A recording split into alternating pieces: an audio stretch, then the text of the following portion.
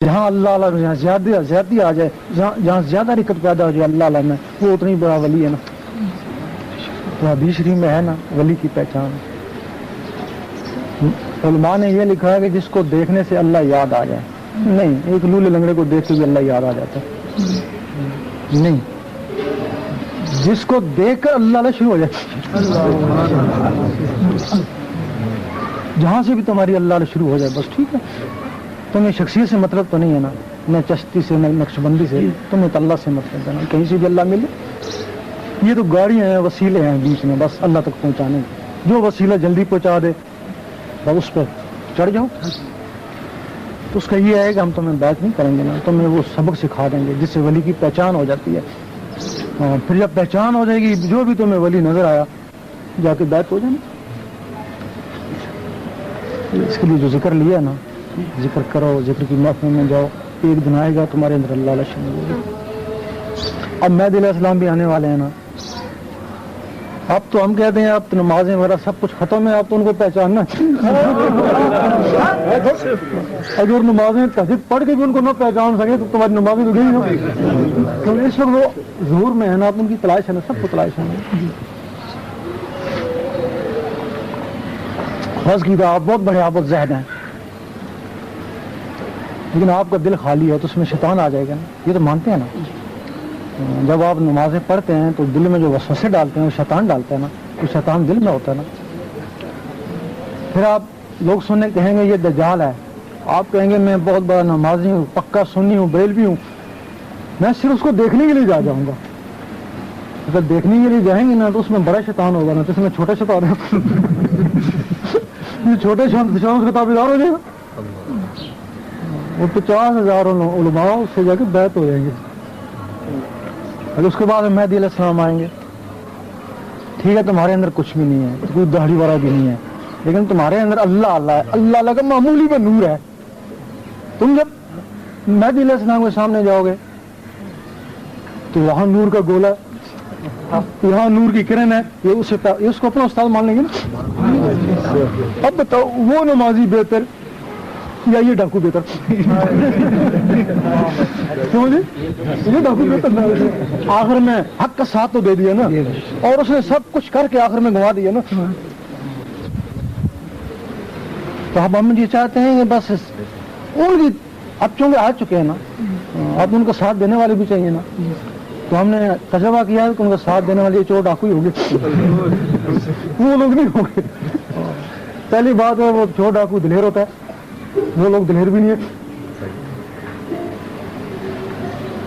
تو اگر چور ڈاکو نے مہدی علیہ السلام کا ساتھ دے دیا نا تو یہ بھی اس کی خوش نصیبی. کیوں اگر وہ مر گیا نا تو شہیدوں میں مرے گا.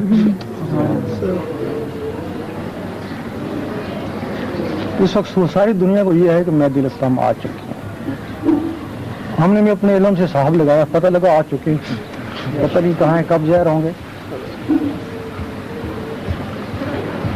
اور کی بات سرکار میں پچھلے جمعے کراچی سے حیدرآباد آ رہا تھا تو بس کے اندر ایک صاحب سے ملاقات ہوئی. ان کا نام تھا پروفیسر نثار اجوری. اچھا. وہ نجومی بھی ہیں اور وہ ایک پیر صاحب عبدالرحیم ارمان شاہ صاحب کے مرید بھی ہیں. اچھا.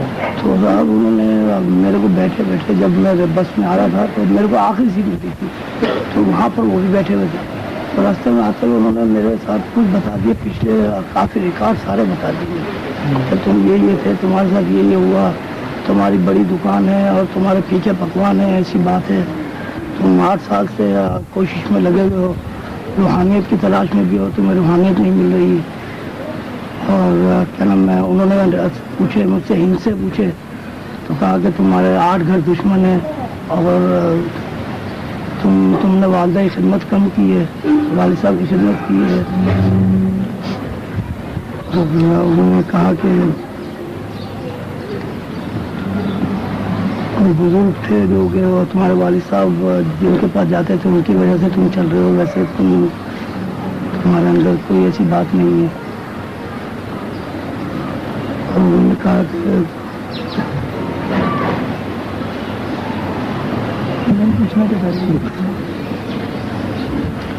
سرکار کا وہ میں کیا کروں. جو بتایا انہوں نے ایسے ہی تھا. वो सरकार सही है, वो बिल्कुल ठीक बताया उन्होंने। बस ठीक है ना, और आगे जो आगे तो ये रूहानी तो यही है ना, अगर अल्लाह अंदर चला रूहानी का आगे ये रूहानियत जो है ना वलायत से ऊपर है, रूहानियत निचला दर्जा। बाजीद बुस्तामी रहमतुल्लाह बैठे थे जंगल में, तो कुछ फरिश्ते आए,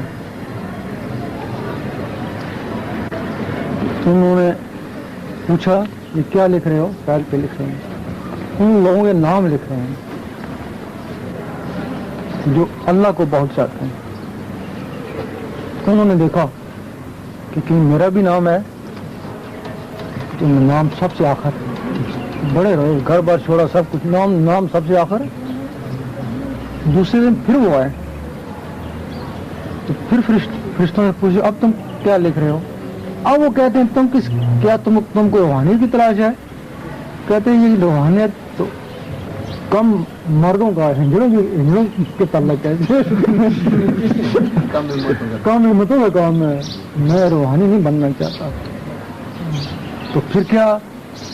तो मैं तो उसको पाना चाहता हूँ। तो फिर देखो अब तुम क्या लिख रहे हो? आप उनके नाम लिख रहे हैं जिनको अल्लाह बहुत चाहता है। तो देखा सबसे पहले उन्हीं का नाम है। तो मकसद है ये रूहानियत जो है ना, ये कुछ ज्यादा अफजल नहीं है, इससे ऊपर मकाम अफजल है। तो रूहानी गुमराह भी हो जाते हैं, इससे ऊपर अफजल मकाम है ना, वो गुमराह नहीं होते। ये जो फकीर एक दूसरे से लड़ते हैं वो रूहानी होते हैं।